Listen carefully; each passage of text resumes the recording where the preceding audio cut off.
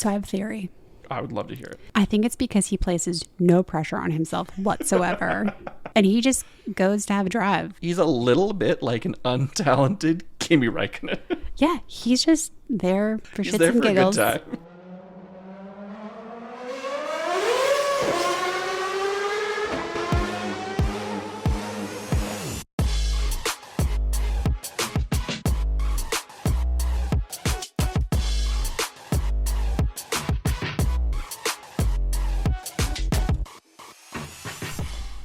Welcome to Motorsport Podcast. I'm Carrie. And I'm Mike. And we are here to talk about my favorite race, the Dutch Grand Prix. I mean, it delivered. Yeah, it did. Like, I feel like it was the universe being like, you're going to talk some smack about the Dutch Grand Prix. We're going to give you a good one. We're going to deliver. Yeah, it was a roller coaster of emotions. Yeah, like I feel like I was very stressed the entire time for Oscar. Yeah. Because like I was just willing him to just like, it just seemed like the race it took forever. Yeah. I mean, the safety cars did not help that optic, but I was just like, just finish the race now. Yeah. Because I just wanted him to win so bad. Interestingly, this was the first time Oscar has started in first and led the entire race. He ended McLaren's 27-year wait for a Grand Slam. Oh, really? So he had pole, he won the race, fastest lap, and led the whole race. Oh, I did not know. That's a good statistic. Yeah. Wow. So I'm surprised you didn't see this. So it was everywhere because it's this massive feat. Yeah. And it was overshadowed by Isack being on the podium. I mean, yeah, like I'm sure. I think everybody was happy with that one. Yeah, I think everyone was really excited for him. But yeah, so like I was really happy for Oscar because I feel like we talked about how is he going to come back after the summer break. I was kind of like, I think he's going to come back with a vengeance. Yeah. And he did. Yeah, he was very strong in the race. So yeah. Really, I mean, all weekend, right? Like he was obviously getting pole. He was fast all weekend. Lando was also strong. Like it's not his fault that the car had engine failure, but I feel like Oscar was never really under pressure from Lando. No, and I don't think Lando ever really was attacking and no. I mean, first lap, yes, there was excitement, and that was more from Max. It was more from Max getting in the mix, but I don't think Lando really ever was on him hard. He closed I feel like there was this perception that Lando, so I don't want to take anything away from Lando. I do, but I'm not going to. But I think people thought he raced a better race than he did. Yeah. And it's like, well, no, the safety car closed the gap. Yeah. Multiple times for him. Yeah. At no point did he make up time or do anything spectacular in the race to warrant any type of accolades from the race. No, and like I think Oscar, it wasn't like a runaway because I think he was just preserving his tires. Yeah, I think he drove cautiously fast. Yeah. And he knew he had built a few seconds. But there was never any pressure applied to him. No, none. Yeah, I don't think he ever really was stressed. Not that you think Oscar's ever really stressed out, but I don't think at any point in this race was he like, uh-oh, I'm in trouble here. I don't even remember really any radio messages between him and his engineer. No. I kind of thought we were going to get that when Lando was getting a little bit closer. Yeah. But I think it was just like he's under control. Did you see, though, there is a photo of Andrea Stella in the moment that Lando retires the car. Oh, no. And he's smiling. But he's covering his mouth. But you can see it from the side. And so there's speculation that he does not want to favor Lando. Yeah. And that Zach is pushing it. Mm-hmm. But I'm interested to see what happens because this is a sizable lead now. Yeah. Like, I understand this still can be made up, but it's big. This is good. Yeah. And I've read several commentators saying how this is good for Lando because now he knows all he has to do is push hard. And it's like, What? He was pushing hard all the time. He's a race car driver. Like, this doesn't relieve any pressure. Like, it was so stupid that I was angry as I read it because it was just the British favoritism trying to put a positive spin on the gap widening.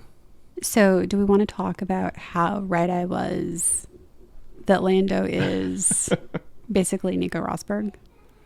Yeah, you were... Spot you called on. That one. Spot on. Yeah. He doesn't... Do you want to expand on that for those that don't? Sorry, if this is your first episode. I don't know what episode we'd have to go back to, but it was quite some time ago that I said I could see Lando if he ever had the opportunity to win World Championship, that he'd retire immediately. I am of the belief he is not a racer like Oscar's a racer. No. I think he doesn't like this intensity that he's having to face week after week. Mm-hmm. I think Oscar's thriving under the pressure, just much like Max does, right? Yeah. Like I think either you adapt and deal with that or you don't. And I think, Lando's family has money. Mm-hmm. He can just walk away at any time. He doesn't need the money. Right. He also has his own money now. Yeah. But fast forward, because I obviously forgot where I was going with this. But he was talking to somebody and he said he can see kind of the allure of winning and retiring. Yeah. Yeah. He said that he understands why Nico Rosberg did it and that there's an appeal to it. Well, because it's the same situation. Like, Oscar is arguably the more talented driver. Yeah. I think a lot of people feel that way. Yeah. Which Lewis was obviously the more talented driver of that pair. And you don't want to be... So if he happened to win this year, I think he knows he's not going to win the next year. Right. He's a one-and-done champion. He's not a legacy driver of winning multiple in a row. Yeah. That's kind of what we've been used to, right? Like, Max has won 7 in a row. Before that, it was Lewis several in a row with, a Rosberg little blip. Before that, Vettel, it's been, for a very long time, dominance. It's been dominant eras of drivers. And I think Lando probably recognizes he doesn't have like the mental strength to kind of be under years of pressure. Right. Yeah. Yeah. So it'll be interesting to see though, if he doesn't win this year, what happens. Yeah. Because it's difficult to predict. So if Oscar wins this year, you don't know what's going to happen in 2026. Yeah. It could just be a reset year, or they could continue with their streak. You really don't know what you're going to get. No, it's completely up for grabs. But I wonder if him not winning would remove the pressure off of him. Because, like, right now, he's, especially at the beginning of the year, all eyes were on him. He was the favorite. Yes. Yeah. He was, everything was about Lando. Zach, this is Lando's era. This is his turn. He was pushing it, and the world was like, Lando is the guy this year. Now that's not the case, right? Still in the fight, of course. Mm-hmm. But if it's no longer Lando having the pressure, does he then just get to relax? And being an F1 driver, I'm not saying like that's a pretty awesome career.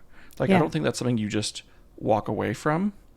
But does he just accept the number 2 seat and be, a longevity driver for the amazing career that it is? I don't think he does that. Yeah, I don't know. We'll see. All right. We'll see how it plays out. No one knows. I think the issue with Lando too is that he doesn't really have, like, obviously I think he struggles mentally with the pressure. And then it's 10x by having Oscar as your teammate. Yeah. Who is just like, I got this. Unflappable. Yeah, he seems to be. Which is only just going to mess with that mind. Yep. That person even more. Yep. Like, it's just impossible. Like, it'd be like, I don't think he would do well with Max as his teammate either. No. We shall see. So I have a few other things to discuss. Okay. Hey, you got a list. Go for it. A list. Oops. I don't know what that was. That was my phone. I had screenshotted something, but then I left Instagram open because I'm getting my facts from Instagram. Okay. So I want to switch gears to talk about Isack, Yeah. who I've liked from the beginning. Yeah. Actually, sorry. I have to admit, at the very beginning of the year, I was like, who is this guy? Who is this guy? Yeah. I heard of him from F2, but not like, Yep. I don't follow F2 like closely or anything. But I liked him from the very beginning. I think the way he came back from that disastrous... The Australia. Yeah, like I think he has shown... Yeah, okay, it kind of fell apart there. But he has been able to be very consistent. Like I think he is able to overcome the challenges throughout a race. Yeah, he's having an exceptional rookie season. Of the many rookies, I think he's the standout so far. So he's made the youngest podium finishers list. Yes. The top 5. Yep. So youngest is obviously... You don't know? Come on. You know everything. No. Max. Max isn't the youngest, is he? He is. He was 18 years. Okay. 7 months. 15 days. Oh. Just a little wee baby. Second youngest. It's going to be like Lance Stroll. It is, of course, Lance Stroll. Yeah. 18 years, 7 months, and 27 days. Crazy that he was almost the youngest. Yeah. But that's... so by accident. maybe you'll get into this. In the same vein, the number of races before their first podium. That's my next thing. Oh, So okay. don't, yeah. Okay, so then it's Kimi. Yeah. 18 years, 9 months, 21 days. Lando Norris, 20 years, 7 months, 22 days. And then our boy Isack, 20 years, 11 months, and 3 days. Oh, wow. So He's in good company, and then you got Lance Lance just Lance random. in there. Yeah. I mean, it is what it is. Yeah. Like, I think everyone's just like, that's a throwaway. Okay, so then the number of races to achieve their first podium. Who is at top? Lewis does. Obviously, he took him one race. Yeah. It was his first race. Yeah. I couldn't find the original graphic that I found on Instagram. Obviously, it had like the number of races and what they finished. I don't have what they finished. I'm sorry, peeps. I think Lewis finished like 3rd. He did. Yeah, he finished 3rd. The rest of them, I don't know. Yeah. Lance Stroll is second with a 3rd place finish. Yeah, it took him 8 races. Yeah. Which, can you imagine? Lawrence Stroll was probably like, he's going to be a world champion. Yeah, exactly. Yeah. And then what a letdown he's been. Kimi Antonelli, 10 races. Isack Hadjar, 15 races. I like how you knew that. I didn't know that. I had it in front of me. I had to read it. Oscar Piastri. 16? Yeah. Yeah. And then Fernando, Lando, Charles, Max, Alex Albon, Pierre Gasly, George Russell, Esteban Ocon, Carlos Sainz. Yeah. So I'm going to divert. Oh, wait, sorry. I feel like that list then kind of like... Sorry, that's the current grid, I believe. Okay. Yes. Sorry, that's the current grid. Because Nico is 239 races. Carlos Sainz, 101 races. Yeah. Took him a long time. That's crazy. Esteban Ocon, 66. George Russell, 50 because of the Williams years. Yep. Pierre, 46. Alex Albon, 30. Yeah. Max, 24. Yeah. Yeah. So anyway, crazy. Yeah. To shift gears slightly. Yeah. Lance being on that list, both of those lists. Just grind It's your the same. gears. It's the same race. So this race was a key example of classic Lance, where he crashes in practice. He qualifies P20. Oh, you're talking about this current race? This current race. Yeah. Okay. Somehow finishes 7th ahead of Fernando Alonso. But like, how did that even happen? But this is the... He was probably surprised too. This is the enigma that is Lance Stroll. It's like he has these moments where something happens in the races where some stuff goes down and he's there to pick up some pieces. And this is how he has podiumed multiple times. Mm-hmm. This is how he has had strong finishes. is every once in a while, some weird shit goes down, and he capitalizes, and somehow he pulls out these races where it's like, where did you come from? How did you make this happen? Like, how did he go from P20 to 7th? So I have a theory. I would love to hear it. I think it's because he places no pressure on himself whatsoever. And he just goes to have a drive. He's a little bit like an untalented Kimi Räikkönen. Yeah, he's just there for He's shits there and for a good giggles. time. And he's like, and because he places no pressure on himself. Yeah.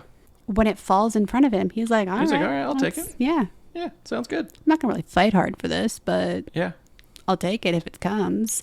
Whereas, like, and so I think sometimes I've seen him make some epic mistakes, right? But at the same time, sometimes he doesn't make the mistakes that a lot of other people would make. Yeah. Because he's placing no pressure on himself. You know what? It's not like Fernando where he's like, it's been a really long time since I've been on the podium. Yeah. I need this. Yeah. Lance isn't hungry. He doesn't give a shit. He's like, if I get there, I get there. If I don't, I don't. Yeah. Either way, I'm partying. I'm going to get paid. I'm going to party. Yeah. Right? Like, That's fair. it's kind of like the person who doesn't prepare for a test, rolls up. If they know the answers, they know the answers. And if they don't, they don't. Yeah. It's how he rolls through life. It's a little bit like George Russell these days. Like, Falling ass backwards into podiums. yeah. I mean, it almost happened again this weekend. That honestly was my biggest fear in the last few laps. In the safety car, yeah. After that last safety car, I was like, and there was only like 3-4 laps, whatever it was. I was so nervous. Didn't George have a problem with his car, though? Did he? I feel like I'm he not did. sure. Yeah, he did. Yeah, he did, because they swapped the positions, him and yes, Kimi. you're right. And then Kimi hit Charles. Yes. And then George suddenly ended up back in front. Yeah. Like, by accident. So, like, That's how he rolls. Isack benefited from, like, not just, like, the Mercedes is obviously a better car. Yeah. Well, I guess, Is it? who knows this year. But I think had George had the safety car and had a normally performing car, he probably would have gotten past him. Yeah. Which So- I was terrified for that to happen. Because I just did not want Isack or Max even to make a mistake and then have George fall into a podium again. He's probably surprised it didn't happen. Yeah, I'm surprised we didn't hear the message of I was forecasted for a podium. Yeah, but you know what though? Like, if you're a betting person, it's probably That's you're a just safe gonna hedge. you're gonna put money on him to finish third all year, because odds are, It happens. yeah, it's gonna happen somewhere. What else is on your list? That was it. That was my list. So I've got a couple things. I've got an Oscar Piastri hot take. Ooh, He said something this weekend that was extremely controversial. did he? Yes. So him and Lando were doing some media and signing some stroopwafels, Okay, which are a Dutch, I guess, cookie you'd call. I don't it's a cookie. cookie? Like, it's like a waffly Waffle, cookie yeah, thing waffle cookie with like thing. that like stuff in the middle. Yeah. I don't know. And Oscar says, he's like, I'm just going to say it. Stroopwafels are overrated. They're not that good. Which just, I love so much, because he's at the Dutch Grand Prix. This is the home. That's what of he thinks about the stroopwafels. Dutch Grand That is Prix too. right? It made me smile so much, because I was just like, I love it that he's like, he doesn't care. He's happy to give his opinion. Yeah. It has angered every single Dutch fan. Yeah. All of the Max fans are like, oh, this guy. Don't come for our stroopwafels. Don't come for a stroopwafel. And I was so happy to hear it. You know what's funny is, like, so I remember growing up eating those and thinking like they're delicious. Yeah. And then when I got them for our kids, they were like, nah. Yeah, they were not into They it. had the Oscar opinion. Yeah. They're like, these are not that great. I think they're exceptional, but you know what? Not for everybody, apparently. No, I can see there's like a dryness to them. I think if you got a crappy one, a good one shouldn't be. I remember getting them from the Dutch store. Yeah. Should be good from there. So I I've seen making the rounds, people digging up the footage as to why I do not like Lando Norris. Oh yeah, It's making the rounds again. yeah, I saw that as well. Someone also does not like Lando. Yeah. And they're like, I'm just going to reshare this footage over and over and over again until his entire, I guess, fan base dies out. Yeah. And I'm here for it. So those that haven't seen it, it's Lewis and Was Lando. that last year? Maybe I'm not sure which race it is. It's Lewis and Lando in the cool down room, and I think Lando has just won the race, and Lewis says to him, "Man, you guys got a fast car," and then Lando's like, "Well, you had a fast car 7 years ago," and blah blah blah. And he starts kind of an aggressive answer, saying it was so aggressive, and Lewis is just like, he's like, "I was just complimenting your car, bud. Yeah, Like, cool it." Yeah. Yeah, it's not a good look for Lando. Because you know what it is? It just shows his insecurity. Yeah.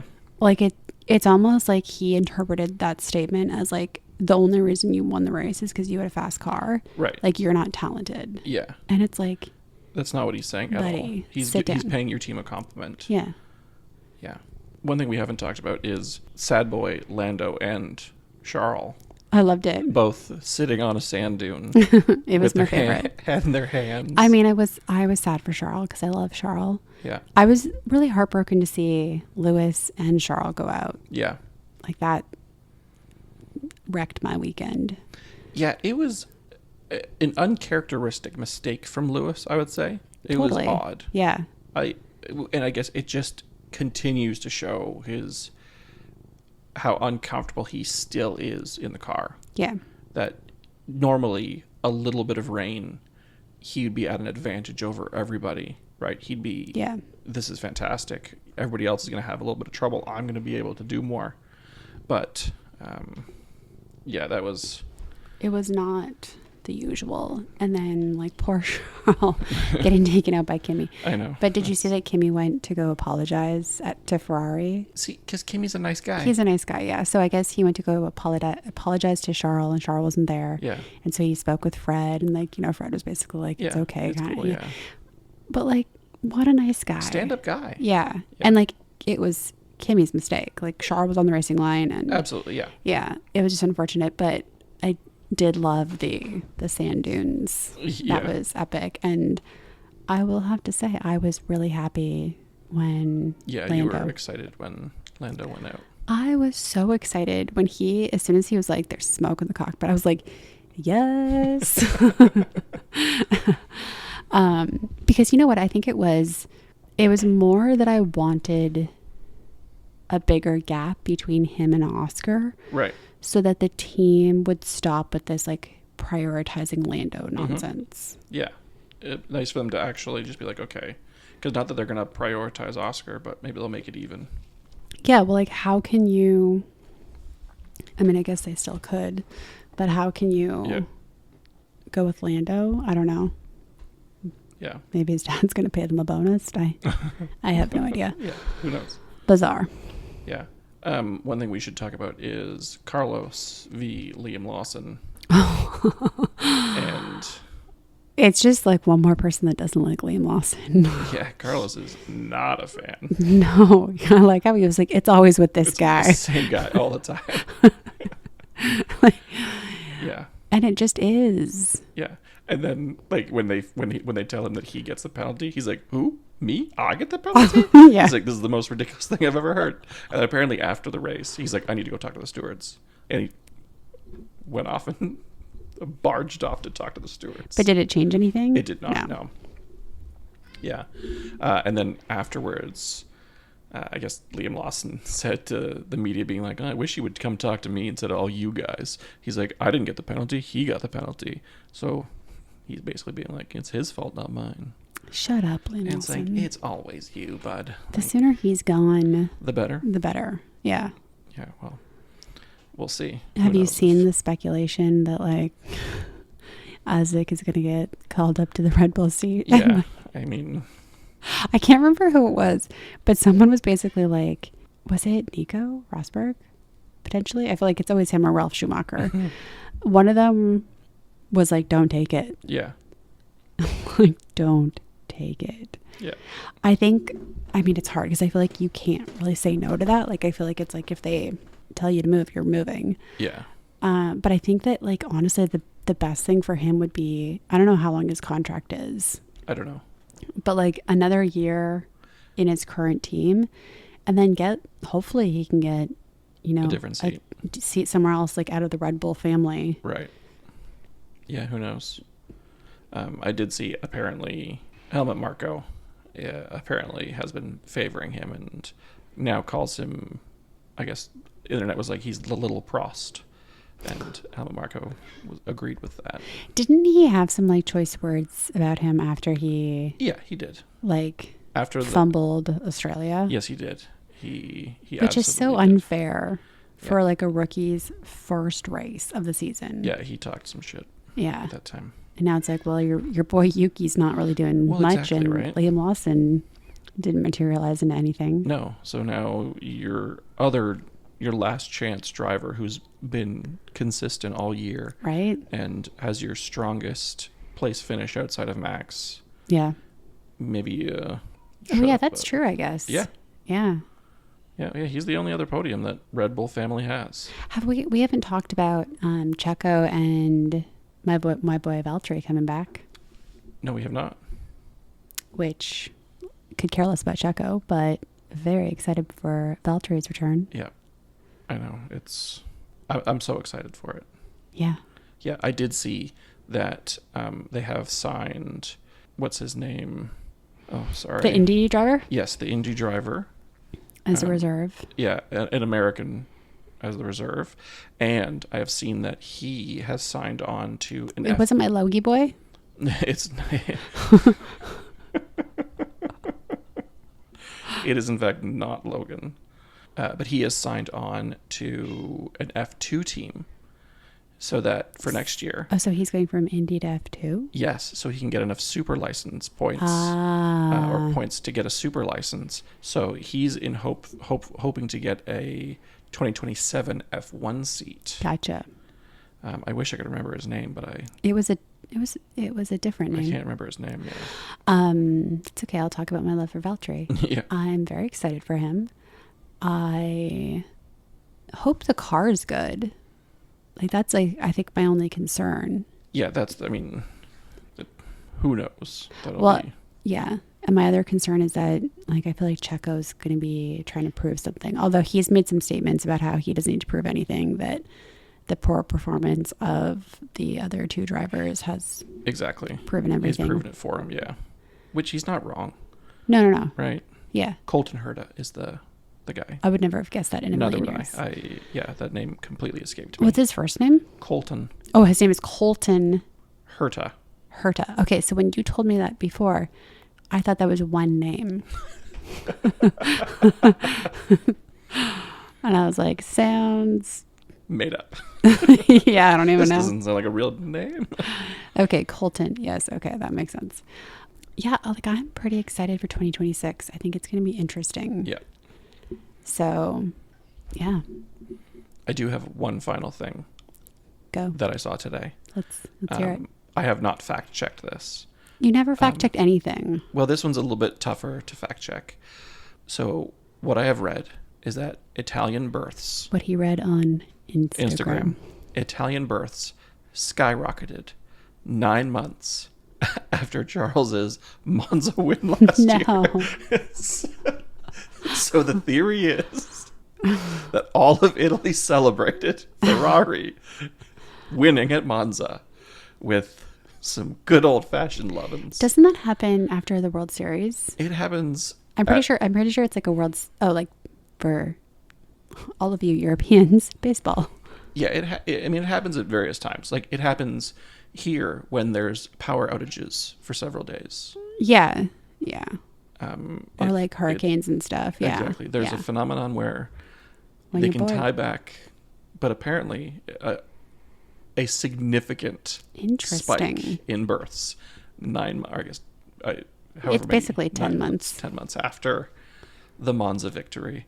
And, who knows? I mean, it seems entirely possible. Anyway, my prediction is I feel like this is like a little more realism. Okay. Oscar, Yeah. Lewis, Ooh. Max. Oh. What's happening to Lando? I don't know. Like, I hope he eats a bad meatball and is stuck on a toilet. Okay, so we'll be back to talk about Monza after the weekend. And then we actually have recorded a few podcasts. We've got several episodes. That we have not yet released. All different topics. Yeah. So we will kind of sprinkle those throughout. I think there's like it's Azerbaijan after, I don't know how to say that. I don't think it's a triple header, but it might be. No, but I'm looking at the calendar. It looks like there's a week between, and I think that's Azerbaijan. Yes, it is. That is an excellent race. Yeah, that's one of the best. It's one of my favorites. Because it's so stressful. Yeah, it's a good one. So good. Okay. Anyway, so we will be back after Monza, I'm hoping for a Ferrari or an Oscar win. Yeah. Well, we'll see. And Lando eats bad meatball. Ciao. Motorsport Podcast is a Vorbeck Media production. Follow us on Instagram at MotorsportPod. You can listen to the show on Apple Podcasts, Spotify, or our YouTube page, Motorsport Pod. Bye.